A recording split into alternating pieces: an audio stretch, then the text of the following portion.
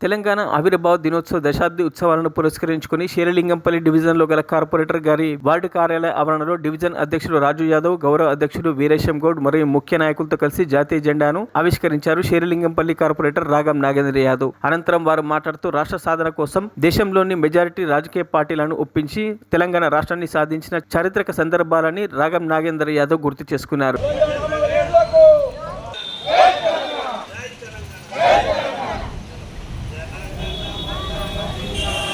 తెలంగాణ ఆవిర్భావ దినోత్సవ సందర్భంగా మరి వార్డ్ ఆఫీస్ కార్యాలయం నుండి మరి జెండా ఆవిష్కరణ కార్యక్రమం చేసుకోవడం జరిగింది. దీనికి ఇచ్చేసినటువంటి డివిజన్ అధ్యక్షులు, గౌరవ అధ్యక్షులు, మరి వార్డు మెంబర్లు, ముఖ్యమైన కార్యకర్తలు, అలాగే బస్తీ కమిటీ అధ్యక్షులు, కార్యకర్తలందరికీ పేరు పేరున తెలంగాణ ఆవిర్భావ దినోత్సవ శుభాకాంక్షలు తెలియజేస్తూ, ముఖ్యంగా మరి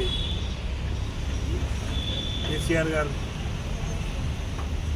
ఎన్నో వ్యయ ప్రయాసాల కొద్ది మరి తెలంగాణను సిద్ధించుకోవడం జరిగింది.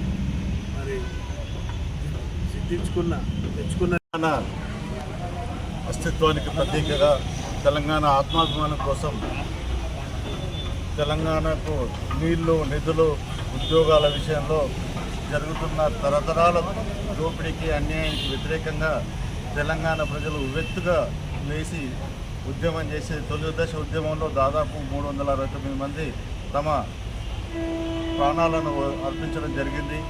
అలాగే తెలంగాణను కలిపినప్పుడు కూడా, తెలంగాణ ఆంధ్రను కలిపినప్పుడు కూడా చాలా మరిన్ని అప్డేట్స్ కోసం మా ఛానల్ని సబ్స్క్రైబ్ చేయండి.